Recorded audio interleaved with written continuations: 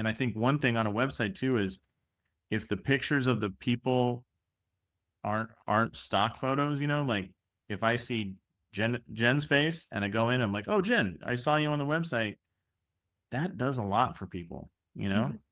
it does. And there's value between connecting that client or that patient to the story of the practice. And Mm, well, I love to have that on a website. We're human and we're our yeah. clients are treating humans, and it's not mechanistic. It's um One of my mentors always said, this business would be so easy if we weren't dealing with these pesky human beings.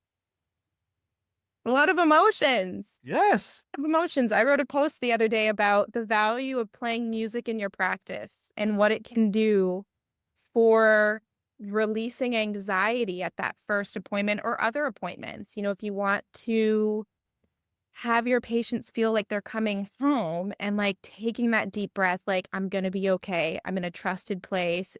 Things are going to be fine. Play music, relax the environment. I believe that. Yeah. Yeah.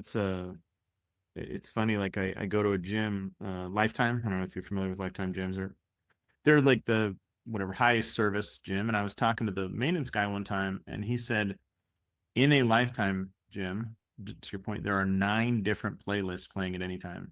Hmm. There's a specific playlist for upstairs on the fitness floor, so you feel like, hey, I want to act. There's a different playlist in the locker room because it wouldn't feel proper. There's another one when you walk in and in the cafe area where you're going to be sitting and relaxing more.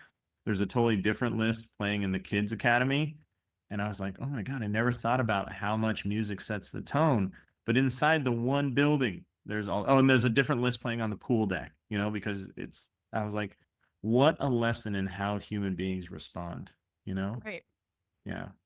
Our clients or patients are not as receptive to absorbing all this information at a report of findings or even at their initial appointment if they're in a heightened state. If they're anxious, I mean, they're glossing over things.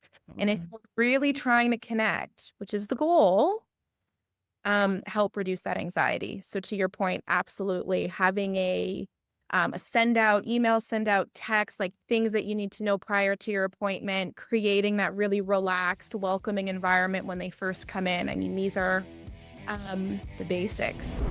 Thanks for tuning in to this episode of Trust Driven Insights, brought to you by TrustDrivenCare. Imagine a world where all your patient communication is in one place, seamless, effortless, and on autopilot. That's the power of Trust-Driven Care. If you're ready to streamline your practice, check out TrustDrivenCare.com and see what's possible. Trust-Driven Insights, real conversations, smarter care, stronger business.